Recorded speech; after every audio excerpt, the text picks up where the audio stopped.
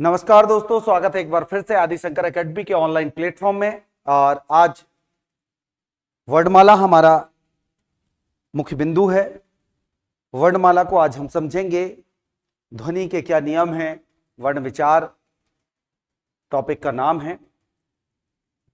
पिछली कक्षाओं में जैसे हमने देखा कि शब्दों का वर्गीकरण हमने देखा, हिंदी की एक बेसिक जो समझ है उसको हमने बनाया।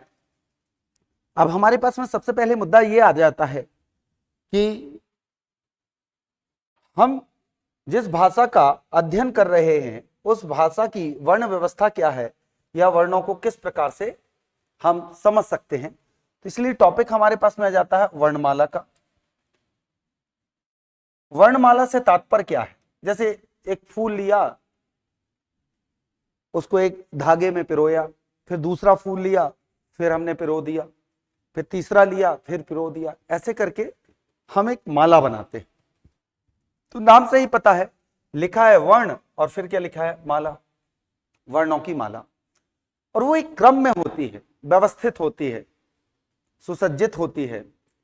तो वर्णों की माला से तात्पर्य यह है कि वर्णों का व्यवस्थित क्रम, समूह ही वर्णमाला कहलाता है।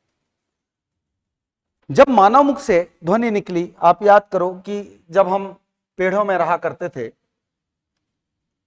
तो बहुत कम चीजें हम एक दूसरे से साझा कर पाते थे। आदि मानव के जमाने में मनुष्य जानवरों से भिन्न इसलिए है क्योंकि वह कल्पनाशील हो गया।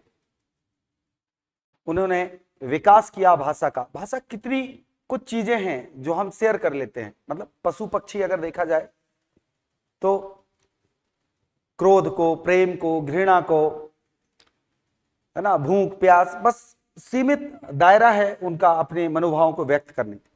लेकिन हम बहुत कुछ व्यक्त कर पाते हैं और यह भाषा ही है जो इतने आविष्कार को संभव कर पाई। हम जिस बोर्ड पे पढ़ रहे हैं, जिस पेन से पढ़ रहे हैं, जिस कक्षा में मैं यहां पे हूं, आप हजारों किलोमीटर, 500 किलोमीटर, 200 किलोमीटर, 400, या दुनिया के किसी भी कोने में इस चीज को देख सकते हो। यह विकास है, किसी ने सोचा होगा, व्यक्त किया होगा, उसने कोडिंग बनाई होगी, टेक्नोलॉजी आई, बहुत सारी चीजें कल्पनाशील। और ये सब कुछ भाषा के माध्यम से ही संभव हो पाया। यदि थॉमस एडिसन ने बल्ब बनाया है और उसे व्यक्त नहीं कर पाता तो केवल थॉमस एडिसन ही बल्ब बनाता, कोई और कैसे बना पाता?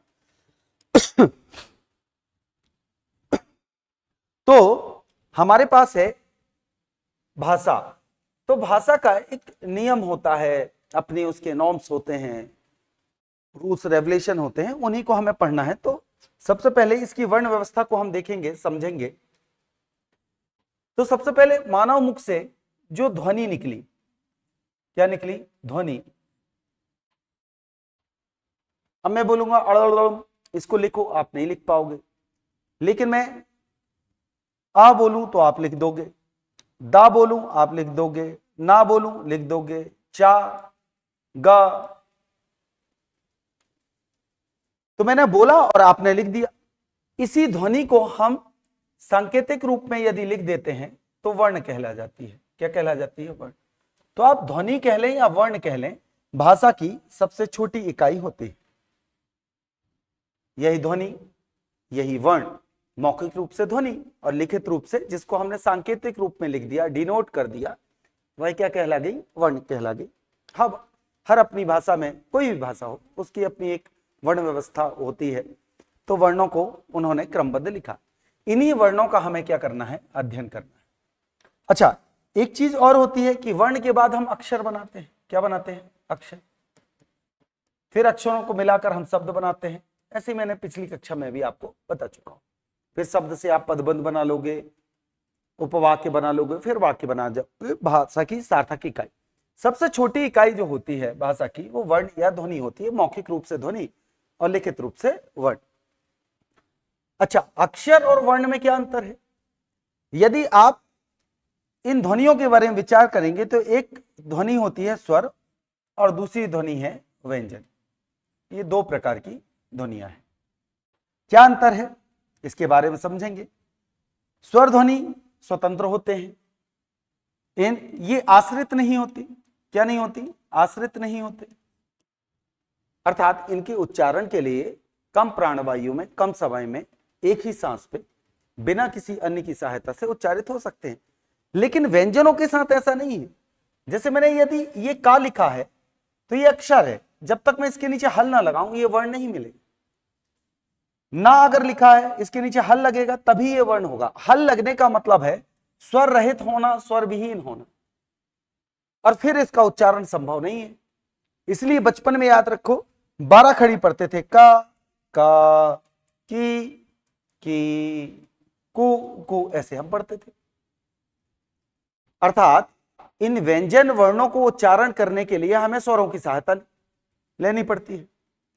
तो यदि कोई व्यंजन वर्ण स्वर लिखा है, स्वर के साथ लिखा है, तो स्वर के साथ लिखे होने पर उस स्थिति में हम उसे अक्षर कह लेते हैं। बस इतना ही फर्क है। व्यंजन के साथ में 2 कंडीशन होती हैं कि स्वर के साथ है तो अक्षर है और स्वर विहीन है तो वर्ण है। स्वरों के साथ ऐसा नहीं है।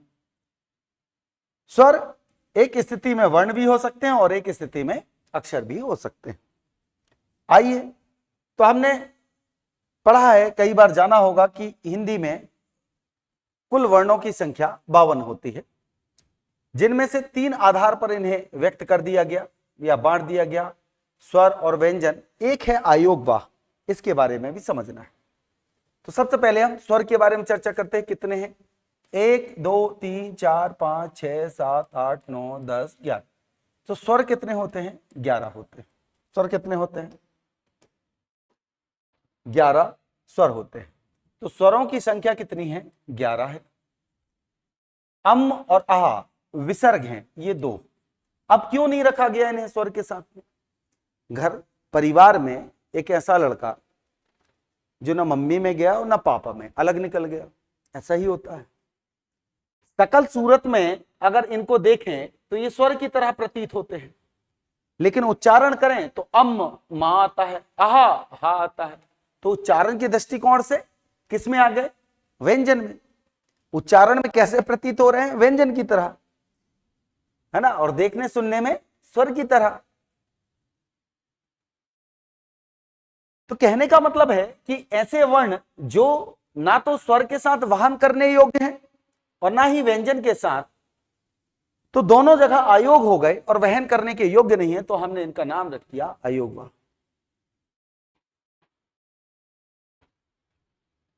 तो 2 अयोगवाह होते हैं। फिर उसके बाद आ जाते हैं हम इनमें 1 2 3 4 5, 1 2 3 4 5, तो 5 × 5, 5 गुणित 5, तो कितने हो गए? 25। 25 ये हो गए भाई। 1 2 3 4, 4 ये हैं। 1 2 3 4, 4 ये हैं। 1 2 3 4, 4 ये हैं और 2 ये हैं। तो अगर देखा जाए 11 2 25 4 4 4, ठीक है, और 2, तो टोटल आप देखेंगे तो कितने हो जाएंगे? 52। ये कुल हमारे पास में 52 वर्ण है। कोई बड़ी बात नहीं है। मुझे भी पता है बहुत सारे ऐसे लोग जिसने हिंदी की तैयारी या 10th के बाद या 12th के बाद हिंदी नहीं पढ़ी है और आज कंपटीशन की तैयारी कर रहे हैं, ये 52 वर्ण नहीं लिख पाएंगे। लेकिन बड़ा आसान है, इसको हम समझेंगे कि कैसे हम लिख सकते हैं। आगे चर्चा करेंगे। तो सबसे पहले हमारे पास में मुद्दा जाता है स्वरों का। परिभाषा एक एक करके देखेंगे।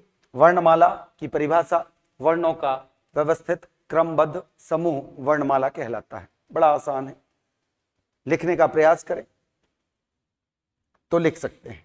चलिए, सबसे पहले आ जाते हैं स्वर। क्या है स्वर? स्वर वे ध्वनियां हैं जो स्वतंत्र होती हैं, जो किसी पर आश्रित नहीं होती, जो कम समय में, कम प्राणवायु में, एक सांस में उच्चारित हो सकती है, वही स्वर कहलाती हैं। परिभाषा, बिना अवरोध के स्वर वे ऐसी ध्वनियां हैं या वे ध्वनियां हैं जिनका उच्चारण बिना किसी अवरोध के किया जाता है। जब हम स्वर बोलते हैं तो हवा मुख से बिना किसी रुकावट के बाहर आ जाती है, ठीक, उन्हें हम क्या कहते हैं? स्वर कहते हैं। तो स्वरों की संख्या 11 है, जैसे मैंने पहले ही बताई थी। ये स्वर है। आ आ। जैसे एक होता है कम और एक होता है काम, तो कम काम। तो यहां पर हमने अ और ये बड़ा आ बोला आ। फिर उसी प्रकार से ई उ ऊ, री, इसका उच्चारण होता है री, है ना। जैसे आप लिखते हो ना कृष्ण, कृषि, गृह, है ना। तो ये ऋषि की मात्रा है, ठीक। फिर ए आए ओ औ, हमारे पास स्वरों की संख्या इतनी ही। सामान्य रूप से अगर इनका हम परिचय देखते हैं कि इनका सबसे पहले हम परिचय ले लें। इनका उच्चारण हमने देख लिया, मतलब इनका नाम क्या है। अब इनको किस रूप में वर्गीकृत किया गया है समझिए। तो ये जो 3 स्वर हैं, 1 2 3, ऋषि महाराज को भी हम पढ़ेंगे, लेकिन ऋषि महाराज का एक दीर्घ रूप भी होता है जो संस्कृत में प्रयोग होता था, किंतु हिंदी में उसे सम्मिलित नहीं किया गया है। इसलिए ऋषि महाराज के लिए केवल इतना है कि संस्कृत से आगत, अवतारी या अर्ध स्वर के नाम से भी जाना जाता है। अभी मुद्दा है इन 3 लोगों का, 1 2 3। ये तीनों भाई साहब क्या हैं? इन्हें कहा जाता है मूल स्वर। क्या कहा जाता है? मूल स्वर। क्यों कहा जाता है मूल स्वर? मूल का अर्थ क्या होता है? जड़, मूल। अर्थात ये 3 स्वर ऐसे हैं जिनसे अन्य स्वरों का निर्माण हुआ है, इसीलिए इन्हें क्या कहा जाता है? मूल स्वर। क्या कहा जाता है? आ ई उ को मूल स्वर कहा जाता है। ऋषि का भी एक दीर्घ रूप होता है, ऐसा और ऐसा, लेकिन उसका प्रयोग हिंदी में नहीं होता, इसलिए मैंने उसे आपको ना लिखा और ना बताना जरूरी है। तो ये 3 स्वर हैं, आ ई और उ, इन्हें हम कहते हैं मूल स्वर। क्या कहते हैं? मूल स्वर। क्यों कहते हैं? क्योंकि इन्हीं 3 स्वरों के माध्यम से हम अन्य स्वर का निर्माण करते हैं। कैसे करते हैं? मैं आ और आ का मेल करा दूं तो इसका दीर्घ रूप बड़ा आ बन जाता है। उसी प्रकार से ई और ई का मेल कराने के बाद बड़ी ई बन जाती है, और उ का मेल कराने के बाद बड़ा ऊ बन जाता है। तो इसे हम क्या कहते हैं? संधि स्वर कहते हैं, या मूल दीर्घ भी कहा जाता है। क्या कहा जाता है? मूल दीर्घ। संधि, क्यों संधि नाम पड़ा? आपने सुना होगा कि पुराने जमाने में जब हिस्ट्री पढ़ते होंगे, लड़ाइयां होती थी, 2 राजा महाराजा अपने युद्ध करते थे, ना कोई जीतता था ना कोई हारता था, तो बीच में क्या हो जाती थी? संधि। बराबर के लोगों में क्या हो जाती है? संधि। ये देखो, सजाती स्वरों के मेल से बने हुए, एक सी जाति, एक सी क्वालिटी, और दोनों मिलकर क्या कर लेते हैं? संधि। तो इन्हें हम क्या कहते हैं? संधि स्वर। जब हम संधि पढ़ेंगे तो इसी को आधार बनाकर हम पढ़ेंगे दीर्घ स्वर संधि। तो इन्हें कई जगह दीर्घ संधि स्वर भी कहा जाता है, ये भी याद रखिएगा। तो हमने समझ लिया कि ये क्या है? दीर्घ संधि स्वर है या संधि स्वर है। अब देखो, इनका निर्माण तो हमने कर लिया, बड़ा आ, बड़ी ई, बड़ा उ। अब अगला मुद्दा जाता है हमारे पास में ए आई ओ औ का। ऋषि को भी हमने मूल स्वर में रख दिया, बड़ा आ, बड़ी ई, बड़ा ऊ बना लिया, ये मूल स्वर है हमारे पास में। अब आ जाते हैं संयुक्त स्वर। संयुक्त स्वर से मतलब क्या है? जब अलग अलग क्वालिटी के लोग एक साथ हों तो उसे हम कहते हैं संयुक्त रूप से आए। तो जब अलग अलग क्वालिटी के लोग मिलाएंगे तो हम क्या बनेगा? संयुक्त रूप बनाएंगे। कैसे?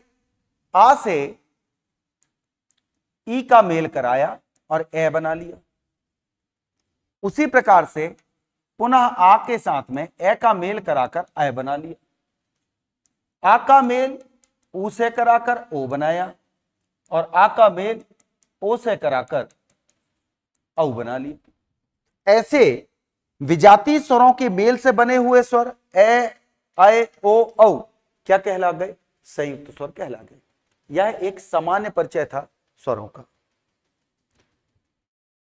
तो यहां तक हमें समझ में आया कि 3 प्रकार के स्वरों को वर्गीकृत किया गया है या बताया गया है: मूल स्वर, संधि स्वर और संयुक्त स्वर। मूल स्वर ऐसे स्वर जिनसे अन्य स्वरों का निर्माण होता है, मूल स्वर कहलाते हैं। संधि स्वर क्या है? मूल स्वरों का दीर्घ रूप या सजाती स्वरों के मेल से बने हुए मूल स्वरों का दीर्घ रूप क्या कहलाता है? संधि स्वर कहलाता है। अलग अलग अर्थात विजातीय स्वरों के मेल से, विजाति मतलब अलग जाति, सजाती मतलब एक सी जाति, विजातीय स्वरों के मेल से बने हुए स्वर क्या कहलाते हैं? संयुक्त स्वर कहलाते हैं। ठीक है, अगला परिचय देखते हैं। अब देखिए, मैं मात्रा की चर्चा करता हूं। किसकी? मात्रा की। तो मात्रा क्या है? अब आपने थोड़ा सा पहली, दूसरी, तीसरी, चौथी, पांचवी कक्षा में जब आप थे तो आपने पढ़ा होगा का, की, को, क्री, के, कै, को, कौ। चूंकि हमारे पास स्वर 11 ही है तो हम यहीं तक पढ़ेंगे, कम कहा को नहीं पढ़ेंगे। आप बोलोगे सर कम कहा भी पढ़ा था, पहाड़े में लिखा था, पढ़ लिया, उतनी जानकारी नहीं दी गई, क्योंकि जितनी बुद्धि विवेक होगी उतनी ही जानकारी देगी। लेकिन अब जिस परिस्थिति में हम खड़े हैं, परीक्षा का जो दृष्टिकोण है उसके आधार पर भी हमें पढ़ना है। तो देखिए, यहां पर का लिखा हुआ है। इस का मतलब क्या है? इसमें आ छुपा हुआ है और मात्रा नहीं है। इस का मतलब क्या है? इसमें बड़ा आ छुपा हुआ है, इसमें छोटी ई, इसमें बड़ी ई, इसमें छोटा ऊ, इसमें बड़ा ऊ, इसमें ऋषि। ठीक है, ये ऋषि की मात्रा है। इसमें ए, इसमें आए, इसमें ओ और यहां पर औ। अर्थात कहने का मतलब है इसकी कोई मात्रा नहीं है। इसकी मात्रा क्या है? आ की। इसमें छोटी ई की, इसमें बड़ी ई की, इसमें छोटा ऊ, इसमें बड़ा ऊ। इसमें ऋषि की मात्रा, इसमें एक मात्रा, इसमें दो मात्रा, इसमें और ये मात्राएं होती हैं। तो मात्रा गिनेंगे तो 1 2 3 4, 11 में से एक चली गई तो बची कितनी? 10। तो मात्राएं कितनी होती हैं? 10 होती है। कितनी मात्रा होती है? 10। अब यहां पर मैं एक बहुत महत्वपूर्ण चीज आपको बताऊंगा। देखिए, इसकी कोई मात्रा नहीं थी, इसकी आ की मात्रा है। इसमें छोटी ई की, इसमें बड़ी ई की, ये छोटा ऊ है, ये बड़ा ऊ है, ये ऋषि है। ये महत्वपूर्ण है। जब आप कृषि लिखते हैं, क्या लिखते हैं? कृषि। इसका मतलब ये मात्रा किसकी है? स्वर की है। जब आप गृह लिखते हैं तो ये मात्रा किसकी है? स्वर की है। जब आप कृष्ण लिखते हैं ये मात्रा किसकी है? स्वर की है। जब आप मातृ लिखते हैं ये ऋषि की मात्रा है, ये स्वर है। ये क्या है? स्वर है। कारण क्या है बताने का? तो उसको समझिए कि मैं इसलिए बता रहा हूं कि जब आपने स्वर का प्रयोग किया, किसका? स्वर का प्रयोग किया, तो ऐसी मात्रा लगाई। लेकिन कई जगह आपने देखा होगा कि आप प्रश्न लिखते हो, आप क्रम लिखते हो। क्या लिखते हो? क्रम।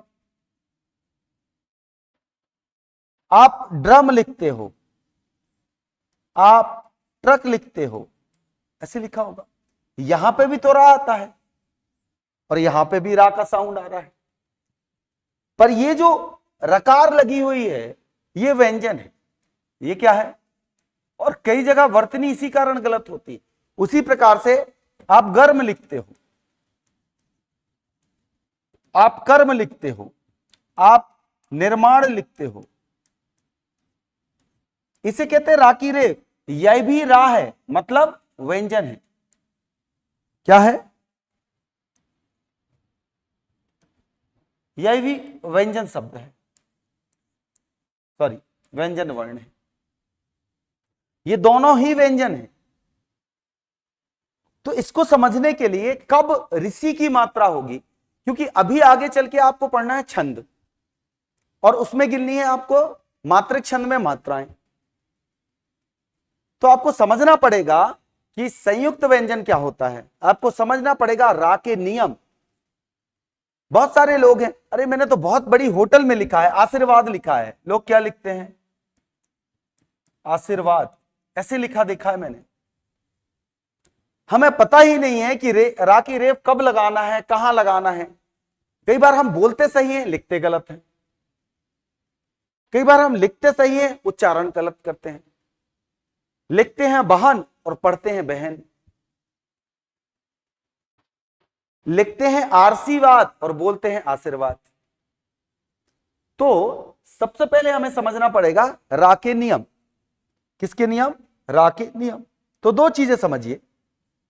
सबसे पहले आपको समझना पड़ेगा कि स्वर के बारे में। तो जो आप ऋषि महाराज हैं, जिसकी मात्रा कैसे होती है, ऐसे। जब आप कृष्ण लिखते हैं, क्या लिखते हैं? कृष्ण। अभी मैंने बोला जैसे आप गृह लिखते हैं, तो ये जो मात्रा है ये किसकी है? स्वर की मात्रा है, ये स्वर है। लेकिन व्यंजन क्या है? दो प्रकार से होते हैं, है ना। या तो आप रा की रकार के रूप में रा का प्रयोग करते हैं, रकार, या तो रा की आप रेफ के रूप में प्रयोग करते हैं, रा की रेफ। ये दो नियम आप समझ लीजिए। आपकी वर्तनी जहां रा के नियम से अशुद्ध होती है वो शुद्ध हो जाएगी। छंद में जो समस्या जाएगी वो आपकी सॉर्ट आउट हो जाएगी। संधि में जब आप ऋषि का अर करेंगे तब आपकी ये समस्या दूर हो जाएगी। अब इसको समझें बहुत बारीकी से। रा की रकार क्या होती है?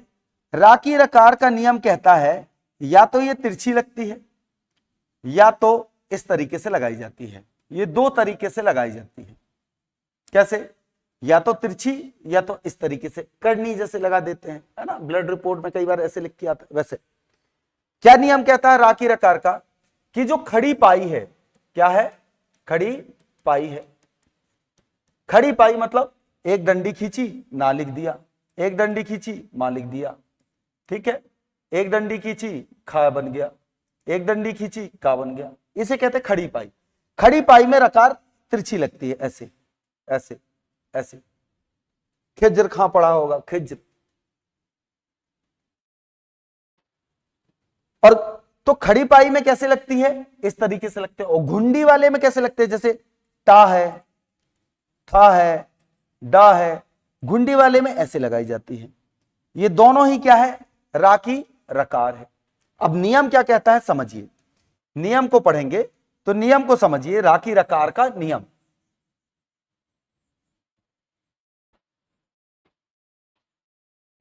रा की रकार का नियम कहता है कि यदि, रा की रकार का नियम क्या कहता है? यदि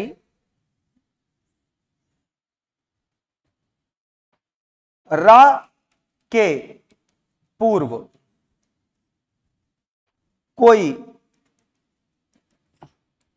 स्वर रहित या विहीन वर्ण हो, व्यंजन वर्ण हो, तो रा रकार के रूप में, रकार के रूप में लिखा जाएगा, लिखा जाएगा।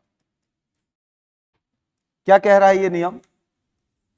कि यदि रा के पूर्व कोई भी शब्द आप लिख रहे हो और रा के पूर्व यदि कोई वर्ण स्वर विहीन हो, कैसा वर्ण? व्यंजन वर्ण स्वर विहीन हो, तो वह किसके रूप में? रा रकार के रूप में लिखा जाएगा।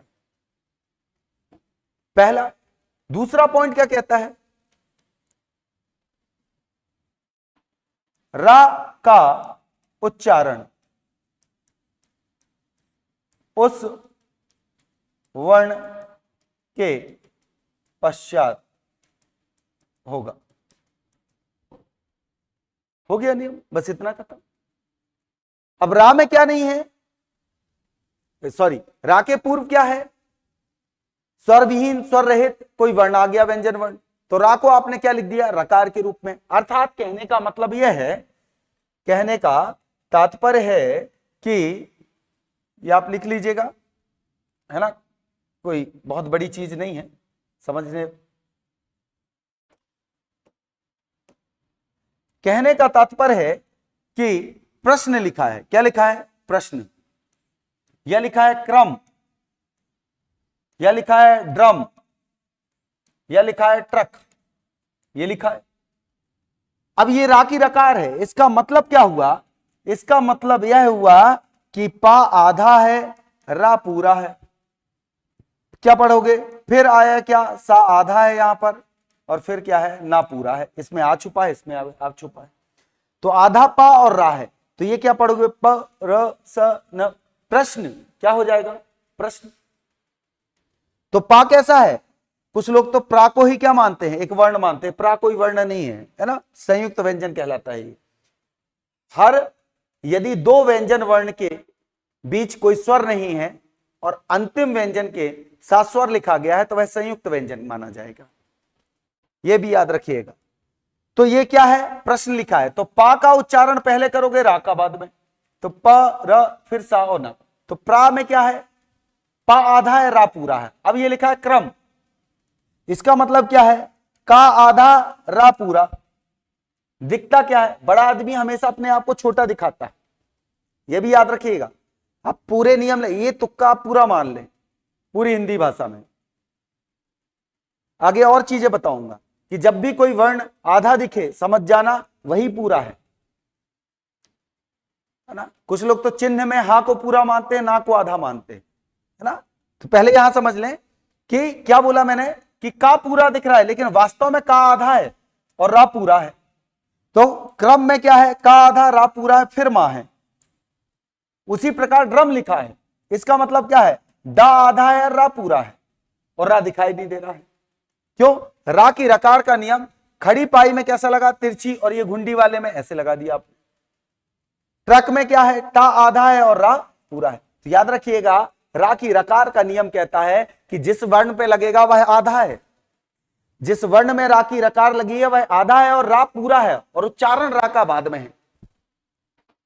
मतलब रा की रकार कब लिखी जाती है, जब रा के पूर्व में कोई वर्ण स्वर विहीन हो।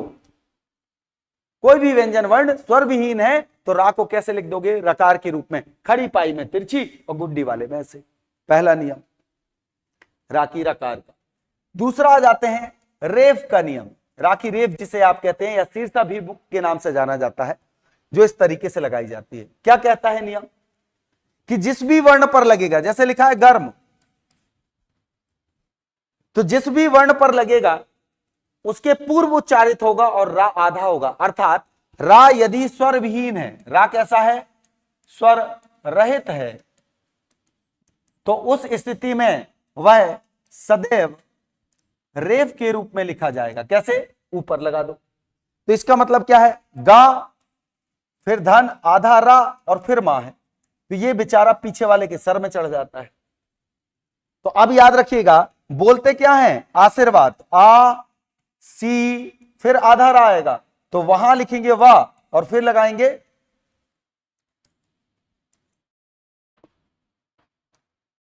तो ये क्या लिखा, आशी और फिर लिखोगे वाद, आशीर्वाद, ऐसे लिखा जाता है। तो रा की रेफ का नियम क्या है, जिस भी वर्ण पर लगेगा उस वर्ण के पूर्व पहले उच्चारित होगा और रा आधा होगा, स्वर विहीन होगा। यह है रा का नियम। याद रखिएगा, मात्राएं कितनी होती हैं, 10। इसके बारे में मैंने चर्चा कर ली है, आपको बता दिया सभी मात्राओं के बारे में कि ये मात्रा कितनी होती है, कैसे होती है। अब आते हैं, इन सभी स्वरों को अलग अलग आधार पर वर्गीकृत भी किया गया है। मात्रा के आधार पर, घोषत्व के आधार पर, प्राणत्व के आधार पर, मुख विवर के अनुसार, जीभ की स्थिति के आधार पर, होंठ या मुख आकृति के आधार पर, वायु के निष्कासन के आधार पर, इतने आधारों में हमको पढ़ना है। तो एक एक करके हम समझते हैं स्वरों को। बड़े आसान है, देखियो भाषा सीखने का काम है। मैं कोई भी काम मैं बिल्कुल याद नहीं कराऊंगा, आपको सिखाने का प्रयास करूंगा। हाँ, अब वर्णमाला तो याद करनी पड़ेगी, वर्ण तो पता हो। अब पता चला अंग्रेजी में ABCD नहीं आ रही और अंग्रेजी सीखने चले, तो कम से कम इसके जो अल्फाबेट हैं, वर्ण है, वो तो याद रखें। तो स्वरों का वर्गीकरण मात्रा काल के आधार पर, प्राणत्व के आधार पर, है ना, घोषत्व के आधार पर, होठों की या ओष्ठों की स्थिति के आधार पर, जीभ की स्थिति, वायु के निष्कासन और मुख विवर के आधार पर, इतने आधार पर पढ़ना और बड़े आसान है। मात्रा काल से तात्पर्य क्या है? मात्रा काल से तात्पर्य है कि स्वरों के उच्चारण में लगने वाला समय, एक मात्रा, दो मात्रा या दो से अधिक। प्राणत्व से तात्पर्य क्या है? प्राण टिके हुए वायु में, तो याद रखिएगा, प्राण किस में टिके हुए? वायु में। तो प्राणत्व से तात्पर्य है वायु के निष्कासन या वायु की कितनी वायु लग रही, कम या ज्यादा। तो वायु के उपभोग के आधार पर ही कि हम पढ़ेंगे प्राणत्व से तात्पर्य। घोषत्व मतलब कंपन, स्वर तंत्रिकाएं हैं हमारी, स्वर तंत्रिकाओं में होता है कंपन, तो उस कंपन के आधार पर, घोषत्व के आधार पर कहने की स्वर तंत्रिकाओं में कंपन होता है या नहीं होता है। होठों की स्थिति या मुखाकृति के आधार पर, होठ की स्थिति क्या होती है स्वरों के उच्चारण में, उसके आधार पर। जीभ की स्थिति कहां रहती है? अग्रभाग, मध्य भाग, पिछले भाग में। वायु के निष्कासन के आधार पर, है ना, वायु मुख से निकल रही है कि नाक से निकल रही है, मुख और नाक दोनों से निकल रही है। मुख विवर के अनुसार, मतलब मुख कितना खुल रहा है और कितना बंद हो रहा है, इसके आधार पर। ये कुछ एक महत्वपूर्ण इंपॉर्टेंट है, वनडे एग्जाम में भी पूछे जाते हैं। और भगवान ना करे अभी नया नया सिलेबस बदला है और लिखा है पाठ्यक्रम में, निर्धारित पाठ्यक्रम जो तय किया गया है वो स्नातक स्तर का है, PSC में भी पूछ लिया तो क्या कर लोगे आप। चलिए, मात्रा काल के आधार पर सबसे पहले आ जाते हैं। मात्रा काल के आधार पर 3 प्रकार के होते हैं, ह्रस्व, दीर्घ और प्लुत। 3 प्रकार के स्वर हैं। ह्रस्व क्या है? वह स्वर जिनको सबसे कम समय में उच्चारित किया जाता है, अर्थात जो एक मात्रा काल का समय ले। कितने मात्रा काल का? एक मात्रा काल का समय लेते हैं, वह क्या कहलाते हैं? ह्रस्व स्वर कहलाते हैं। ये देखो ह्रस्व लिखा है ना, ये हा आधा है, रा पूरा है, फिर आधा सा है, फिर वाह है, इसे कहते हैं ह्रस्व। तो वह स्वर जिनके उच्चारण में कम समय में उच्चारित किया जाता है ह्रस्व स्वर कहलाते हैं। आ, ई, उ और ऋषि जो मूल स्वर है वही ह्रस्व स्वर है। और मूल का बना दीर्घ, तो दीर्घ 2 प्रकार के होते हैं, याद रखिएगा, ठीक है। यहां पर मैं आपको बता दूं कि आप दीर्घ स्वर जब पढ़ेंगे तो दीर्घ स्वर में हमारे पास में देखेंगे कि बड़ा आ है, बड़ी ई है, बड़ा ऊ है, फिर ए है, अय है, यहां लिखना शायद भूल गए हैं, ओ और औ, ये क्या है? दीर्घ स्वर। अब आप बोलोगे सर ये तो संयुक्त स्वर है। नहीं, मात्रा काल के आधार पर ये क्या है? दीर्घ स्वर। हाँ, ये 2 प्रकार के होते हैं, एक होता है मूल दीर्घ और दूसरा होता है संयुक्त दीर्घ। अब मूल दीर्घ कौन से कहलाएंगे? बड़ा आ, बड़ी ई, बड़ा ऊ, और संयुक्त दीर्घ ये कहलाएंगे। अब कभी वनडे एग्जाम में बता रहा हूं, UPSI में कई बार ये पूछा गया है, एक बार पटवारी में भी पूछा है। अब आपने पढ़ा कि दीर्घ तो ये भी है, क्योंकि आगे चल के जब आप छंद पढ़ोगे तो इसको भी दीर्घ में गिनोगे और इन्हें भी दीर्घ में गिनोगे। लेकिन सर्वप्रथम दीर्घ कौन कहलाए? ये संयुक्त दीर्घ है। तो मूल दीर्घ कौन से कहलाते हैं? बड़ा आ, बड़ी ई, बड़ा ऊ। यदि कभी ऑप्शन में आ जाए निम्नलिखित में से मूल दीर्घ पहचान या दीर्घ स्वर पहचानिए, तो आप याद रखिएगा ए, आय, ओ भी अगर ऑप्शन में है और बड़ा आ, बड़ी ई, बड़ा ऊ है, तो इन तीनों को पहले आप प्राथमिकता देंगे, तो इन्हें हम क्या कहते हैं? मूल दीर्घ। ये कहलाते हैं संयुक्त दीर्घ। तो दीर्घ स्वर के भी 2 भेद होते हैं, एक मूल दीर्घ और एक संयुक्त दीर्घ, ठीक है। अब आ जाते हैं प्लुत स्वर। अब ये प्लुत स्वर क्या है? हालांकि देखिए हिंदी में अब प्रचलन में ये नहीं है, कुछ कहते हैं, कुछ व्याकरणाचार्य कहते हैं कि हिंदी में इन्हें सम्मिलित नहीं किया गया, कुछ कहते हैं ये संस्कृत में प्रयोग होते हैं। लेकिन कई बार हम जब नाटक पढ़ते हैं, एकांकी पढ़ते हैं, तो कई बार आपने देखा होगा कि इस तरीके से चीजें लिखी होती हैं। ये आप लिख लीजिएगा दीर्घ स्वर के बारे में, जो यहां पे छूटी हुई चीज है वो लिख लीजिएगा। तो आपने देखा होगा कि कई बार ऐसा लिखा होता था किताबों में, है ना, या हिंदी का 3 बना रहता था ऐसा, या कॉमिक्स पढ़ते समय ऐसा लिखता होगा, ऐसे लिखा रहता था। तो बचपन में हम इसे रडरम पढ़ देते थे और इसे सोच लेते थे ये गलती से उल्टी ई लिख गई है, तो इसे रडरम, इसे ओईम कहते थे, इसे फ्रोडर ऐसे पढ़ देते थे। गलती आपकी भी नहीं है, मेरी भी नहीं है, हमने भी बचपन में ऐसे ही पढ़ा है। होता क्या है कि जब आप 2 मात्रा, दीर्घ मतलब ये 1 मात्रा काल का समय लेता है, ये 2 मात्रा काल का समय लेता है, और ये 2 से अधिक के लिए प्रयोग होता है। अब कब प्रयोग किया जाए? सपोज मुझे लेखन का शौक है, मैंने कोई अच्छी सी कहानी, नाटक, एकांकी लिख के चला गया और हम खर्चा हो गए, निपट गए। अब आपने कहा कि नहीं यार, एक बहुत अच्छे सर थे, पढ़ाते थे, ठीक ठाक था, है ना, चलो उनके सम्मान में अपन एक काम करते हैं, अब सेलेक्ट हो गए, हमारे स्कूल में हो गए, अब कहीं पे नाटक कर लिए काम। हमने एक कहानी लिखी हुई थी कि एक कोई लड़का जा रहा है और मैं उसे बुला रहा हूं, या नायक किसी दूसरे पात्र को बुला रहा है, चिल्ला के बुला रहा है, राम है, श्याम है, हमें राम इधर आओ। अब कैसे बुलाओगे? राम इधर आओ, ऐसे तो नहीं बुलाएंगे। हम कैसे बोलेंगे? राम, ऐसे बुलाओगे आप। श्याम, हम जब किसी को पुकारते हैं, चिल्लाते हैं, तो वहां पुकार रहा है, इसको डिनोट मैं कैसे करूं? मैं तो चला गया, जो पाठक पढ़ रहा है उसको कैसे पता चलेगा? वो ऐसे पता चलता है, प्लुत स्वर से। ये रडरम नहीं लिखा है, या राम नहीं लिखा है, ये लिखा है राम, ये लिखा है ओम, ये लिखा है चिड़िया उड़ी फुर्र। कहने का तात्पर्य है कि जब आप 2 मात्रा काल से अधिक समय लेते हैं किसी स्वर के लिए, आप बताते हैं, तो उसे डिनोट करने के लिए हम क्या करते हैं? प्लुत स्वरों का प्रयोग करते हैं। ठीक है, तो यहां तक की आपकी क्लास है। इसके आगे की क्लास हम अगली कक्षा में देखेंगे।